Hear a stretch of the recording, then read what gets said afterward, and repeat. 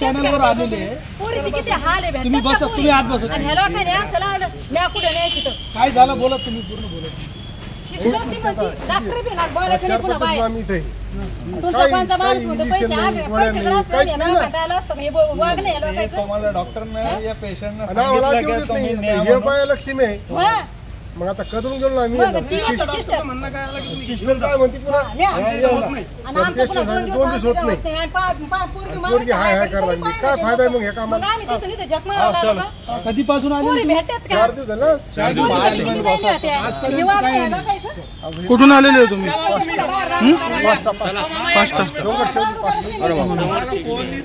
किती दिवसापासून आहे तुम्ही इथं? हो, किती दिवसापासून आहे तुम्ही इथं? काय नाव तुमचं? म्हणणं काय त्यांचं, नेमकी म्हणणं काय?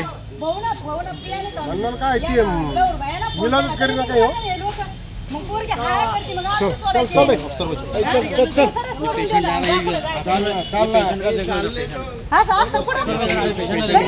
आज आम्ही महिला व बाल रुग्णालय चमन इथे आलो होतो आणि वारंवार यांची कंप्लेंट येत होती की गैरसोयीचा डोंगर इथं कोसळलेला आहे.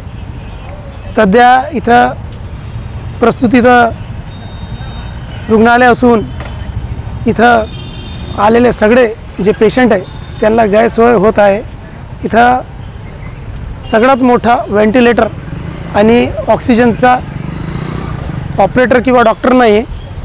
आणि माझी प्रशासनाकडून कडकडीची विनंती आहे की इथं लवकरात लवकर एक चांगला दर्जेदार डॉक्टर अवेलेबल करून द्यावं.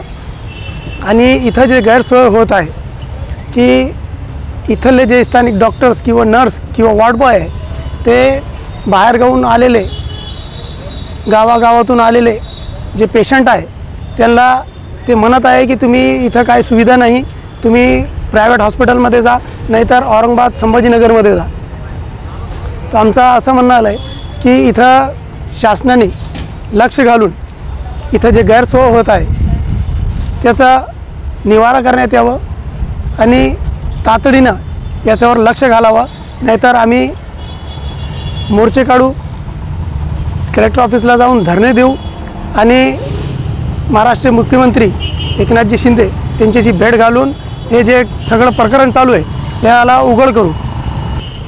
आणि सध्या आपण बघू शकता की कोट्यवधी रुपयाची इथं बिल्डिंगा बांधण्यात आलेल्या आहे आणि आतमध्ये सगळा भोंगळा कारोबार चालू आहे. तो आमची हीच विनंती आहे की बाहेरून जे कोटीवादीचे बिल्डिंगा बांधलेले आहे तर आतून बी तशी सुविधा आम्हाला उपलब्ध करून द्यावी. आणि सध्या आमच्या देखात आता एक पेशंटला यांनी बाहेर रिफर केलं आणि आम्ही विचारपूस केली तर त्यांचं म्हणणं काय आलंच नाही, इथं कोणी आम्हाला भेटलंच नाही. कारण आज रविवार असून ते सुट्टीवर आहेत असं म्हणणं आहे त्यांचं. 4 दिवस. आणि जे पेशंट गेला इथून ते 4 दिवसापासून इथं ॲडमिट होता आणि आम्हाला त्याला बघून असं वाटत नव्हतं की ते पेशंट रिफर करायची गरज आहे. कारण की त्याचा BP नॉर्मल होता आणि ते चालत चालत आला तिथून. त्याला काही स्ट्रेचरवर आणून त्यांनी काही गाडीमध्ये किंवा रिक्षामध्ये टाकलं नाही. आणि त्यांचं म्हणणं असं आलं की आमच्याकडे सुविधा नाही, त्याच्यामुळे आम्ही त्याला रिफर केलं आहे. आणि दुसरं, आता जे मोठे मोठे बिल्डिंग बांधणं चालू आहे त्याचं पाठीमागं एक नवीन बांधकाम चालू आहे. तर आमचं म्हणणं असं आहे की मोठे मोठे बिल्डिंग न बांधता इथं जे सुविधा उपलब्ध नाही ते सुविधा आम्हाला उपलब्ध करून देण्यात यावं ही आमची विनंती आहे. सध्या पिण्याच्या पाण्याची गरज आहे, इथं स्वच्छतेची एक पूर्ण दवाखान्यामध्ये दुर्गंधीचं वातावरण आहे. तर आमचं हेच म्हणणं आहे की आम्हाला ते सगळे सुविधा उपलब्ध करून देण्यात यावे. काय नाव आपलं?